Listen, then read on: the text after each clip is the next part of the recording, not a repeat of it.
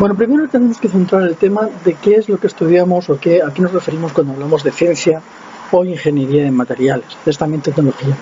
Hay un esquema que se utiliza repetidamente, que es este tetraedro, en el que representamos los diferentes aspectos de los que se ocupan tanto la ciencia como la ingeniería de materiales. Tenemos por una parte la síntesis y el procesado, tenemos la composición y propiedades de los materiales que utilizamos y tenemos el rendimiento y el coste. Todos estos aspectos son básicos cuando estamos viendo las cosas desde la perspectiva de la ingeniería de los materiales.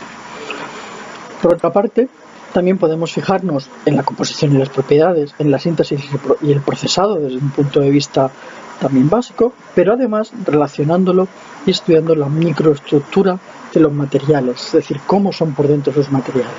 En ese caso, estamos más próximos al campo de la ciencia de los materiales. Nosotros en particular nos vamos a referir a la física de materiales. La física de materiales se centra sobre todo en el estudio de las propiedades físicas y también de la microestructura y la relación entre las propiedades y la microestructura de los materiales. La ciencia de materiales es una ciencia muy transversal. De hecho, parece una obviedad, pero todo está hecho de algo y por lo tanto la evolución de los materiales ha determinado en muchos casos el cómo ha progresado la tecnología o cómo han progresado determinados inventos.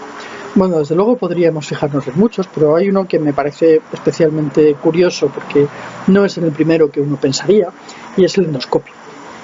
Un endoscopio es básicamente un tubo fino con una fibra óptica, un endoscopio actual, y una luz acoplada. Se introduce en el organismo y permite obtener imágenes de órganos huecos, de cavidades. Actualmente incorpora una cámara CCD, una microcámara CCD, que transmite la imagen digital a un ordenador y posteriormente se procesa. Y actualmente uno de estos endoscopios es una cosa como esto, es un cacharrito de este estilo. Es muy pequeñito, este tubo es muy pequeñito también y es una cosa muy compacta y que desde el punto de vista de la utilización como herramienta de diagnosis es muy poco invasiva. Bueno, si pensamos en cómo eran los endoscopios al principio, bueno, pues el primer endoscopio del que se tiene recuerdo, del que se tiene noticia, es el de Boccini del año 1805. Era tuvo un armatoste en realidad, porque fijaos lo grande que es, que tenía un sistema de espejos que permitía mirar a través de los binoculares estos. Esta era la zona que se introducía en el cuerpo humano y la iluminación venía a través de una vela que se colocaba en la parte intermedia. Vamos, cualquier cosa menos anatómico y poco invasivo. Bueno, esto se mejoró un poquito, es un poquito más pequeño, un poquito más. Se mantuvo un sistema de espejos, se mantuvo un sistema por el que se podía hacer la observación y la iluminación se hacía a través de una lámpara de aceite, se prendía aquí la mecha e iluminaba. Ya en 1881 Nitze ya desarrolló una cosa bastante más compacta, más pequeñita, bueno, más manejable. Aún con todo sigue dando un poquito de grima pensar cómo se podía trabajar con una cosa de estas. Bueno, pues llegar a este endoscopio actual requirió una gran cantidad de investigaciones en materiales, porque aquí los elementos básicos son la parte de los materiales que han permitido desarrollar la CCD, Charging Cable Device, semiconductores que son capaces de ir almacenando carga para luego devolverle, que puede ser procesada en forma de una señal, de una imagen, y también el material de que está constituido la guía, que nos transmite la luz y que nos va a transmitir también la imagen hasta la cámara CCD que va a estar aquí. Por lo tanto, aquí hay una componente de investigación en materiales que es muy potente. Vamos a volver al tetraedro de los materiales y vamos a volver a verlo para dos ejemplos de materiales distintos a qué nos referimos cuando hablamos de cada una de estas cosas. Bueno, pues pensamos, por ejemplo, en aceros para automoción, en la parte izquierda. Si pensamos en la composición estaremos hablando de qué aleantes se utilizan. El acero básicamente es hierro con carbono, pero se han mejorado muchísimo sus propiedades aleándole, introduciéndole pequeñas cantidades de muy diferentes elementos. Bueno, pues cada uno de estos elementos en distintas proporciones va a cambiar sus propiedades, variantes, proporciones, elementos mayoritarios. Si pensamos en la microestructura, nos fijaremos en cómo son las distribuciones de fases de influencia sobre las propiedades mecánicas, en este caso propiedades mecánicas porque estamos hablando de aceros para automoción y por lo tanto materiales en los que sobre todo queremos que haya una resistencia mecánica importante. Nos interesará saber cómo podemos procesar el acero de tal manera que consigamos una mayor tenacidad, es decir, una mayor resistencia al impacto y también una mayor formabilidad. Le podemos dar la forma que queramos, como por ejemplo en una carrocería. Y finalmente, si estamos pensando en la parte de costes, pues nos interesa el cociente resistencia-densidad, que va a repercutir muchísimo en los costes. Nos interesa los costes de la producción de la formabilidad y, por supuesto, el coste general del sistema y la durabilidad y todo ese tipo de historias. Si nos vamos al otro ejemplo, en los semiconductores poliméricos, vamos a propiedades totalmente distintas. Vamos a estar hablando de materiales. Los polímeros son típicamente materiales aislantes, plásticos en los que pensamos todos. Sin embargo, pues se desarrollaron en los años 60, 70, se empezaron a desarrollar una serie de materiales, de hecho fueron objeto de un premio Nobel, que son materiales plásticos, materiales poliméricos, pero que son capaces de conducir la electricidad. Y eso es lo que abrió la puerta a algo que ahora está muy de moda, que es la electrónica flexible. Bueno, si pensamos en la composición, tendremos que ver qué polímeros son los adecuados para poder trabajar con ellos, cómo los tendremos que dopar o cómo tendremos que modificar su composición para que realmente tengan una conductividad que sea interesante. Nos va a interesar desde el punto de vista de la microestructura la naturaleza de los enlaces y cómo influyen esos enlaces o esa conformación de enlaces sobre la conductividad del material. Queremos fabricar o estamos pensando, por ejemplo, en la fabricación de circuitos flexibles, por lo tanto necesitaremos fabricar películas que nos permitan esa creación de circuitos. Y finalmente, si vamos a analizarlo desde un punto de vista más tecnológico, más ingenieril, tendremos que asegurarnos de que las características eléctricas son las adecuadas, de que son suficientemente robustos, de que no se fragilizan, que aguantan un cambio de temperatura, que pueden soportar un pico de voltaje.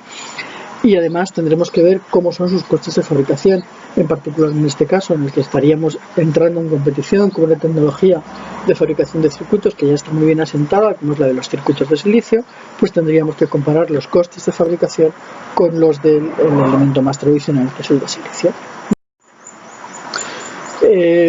Decíamos al principio que la física de materiales se centra sobre todo en el estudio de las propiedades y la estructura y la relación entre las propiedades y la estructura. Así que tenemos que definir qué son estas dos cosas. Una propiedad es la respuesta de un material a un estímulo externo de cualquier especie. En función de la naturaleza del estímulo hablaremos de propiedades mecánicas, eléctricas, magnéticas, térmicas, ópticas o químicas. Básicamente estos tipos de propiedades engloban todas las respuestas que puede dar un material. Hay otros tipos de respuestas, hay otros tipos de propiedades, pero que casi podríamos verlo como combinaciones de estas. Si nos vamos a la estructura hace referencia a la disposición de los diferentes componentes internos de un material. Podemos pensar por ejemplo en la sal común que todos conocemos, podemos pensar en la escala subatómica. Entonces, pues en la escala subatómica tendríamos un átomo, pues el núcleo y los orbitales electrónicos alrededor, los orbitales atómicos en los que están orbitando los electrones. Estamos hablando de una escala por debajo de los 10 a la menos 10 metros, en torno a los picómetros. Si nos vamos a una escala atómica, ya estamos viendo los átomos desde fuera, es decir, nos estamos preocupando de cómo se colocan esos átomos para formar un cristal. Por ejemplo, esto es un esquema de un cristal de sal, donde vemos los iones verdes y azules correspondientes al cloro y al sodio, cómo se están colocando, cómo se disponen de una manera determinada para dar lugar a un cristal. Aquí estaríamos hablando de una escala de poquito por debajo de la micra, 10-7, 10-10, una micra son 10-6, o sea que estaríamos en el submicrométrico. Si avanzamos un poquito más, entonces tendremos cristales que se han formado a partir de unidades de este estilo, pero que todavía son muy pequeños, no podemos apreciar con el ojo desnudo. Entonces estaríamos hablando de la escala microscópica, por tanto estamos ya en el entorno de la micra hasta podríamos llegar casi al milímetro. Y finalmente, si vamos a la escala macroscópica, donde estamos ya por encima del milímetro, del centímetro, es decir, ya son las cosas que sí que vemos y podemos tocar, podemos palpar directamente con nuestros sentidos, y bueno, pues aquí tendríamos un montón de sal que estamos viendo que la hemos sacado del salero, ¿vale? Podemos también clasificar los materiales. Hay muchas formas de clasificar los materiales. La más tradicional es esta que tenemos aquí a la izquierda: metales, cerámicas, polímeros, compuestos o híbridos y semiconductores. Esta es la más tradicional. También podríamos caracterizarlos en función de su estructura, como amorfos, monocristalinos o policristalinos. En este caso nos estamos fijando más en las propiedades, en este caso nos estamos fijando más en su estructura cristalina, la disposición de los átomos, y en este caso nos estamos fijando en las aplicaciones para las que están diseñados esos materiales. Cada vez más es frecuente encontrarse con una aplicación de este estilo. Hablamos de materiales aeroespaciales, biomédicos, para automoción, en el ejemplo que poníamos antes, electrónicos, energía y medio ambiente, materiales magnéticos, es decir, hablaremos de materiales para la aplicación que sea. Como digo, esta clasificación es la que cada vez va cobrando más fuerza, porque cada vez va siendo, en la investigación en materiales, cada vez se va trabajando más en yo diseño este material específicamente para esta aplicación, y lo que me interesa es tener esto, es decir, ya sabemos más de la estructura básica de los materiales, de las propiedades, de cómo funcionan, de los fenómenos físicos que hay detrás, y entonces sabemos modelarlos, sabemos utilizarlos para optimizar los materiales para una determinada aplicación. Circuito eléctrico, un circuito óptico, lo que sea. Acabamos con un reto. De la misma manera que antes hacíamos con el endoscopio, vamos a seleccionar ahora un objeto cualquiera, y vamos a investigar de qué materiales está hecho y cómo ha ido evolucionando a lo largo del tiempo. Un grifo, una maquinilla de afeitar, una pelota, lo que sea. Vamos a simplificar las cosas. Hay objetos que llevan con la humanidad desde que la humanidad es humanidad, y por tanto no sería abordable en este punto hacer una evolución completa. Así que vamos a fijar 3 hitos. Vamos a fijar simplemente 3 momentos en la escala temporal. Vamos a seleccionar 3 puntos. Podéis encontrar muchos ejemplos en mi página web que os pueden servir como sugerencia o como punto de partida, o podéis mirar a vuestro alrededor y ver qué es lo que tenéis y cómo ha evolucionado a lo largo del tiempo. Vamos, puede ser tan simple como era esto en tiempo de mis abuelos, en tiempo de mis padres, y como es ahora. Puede ser tan simple como eso. Seguimos trabajando en esto, y bueno, pues nos vemos en los próximos vídeos para ir avanzando más en cómo son los materiales, cómo son sus propiedades, cómo los podemos utilizar y qué hay detrás de todo lo que hacemos día a día.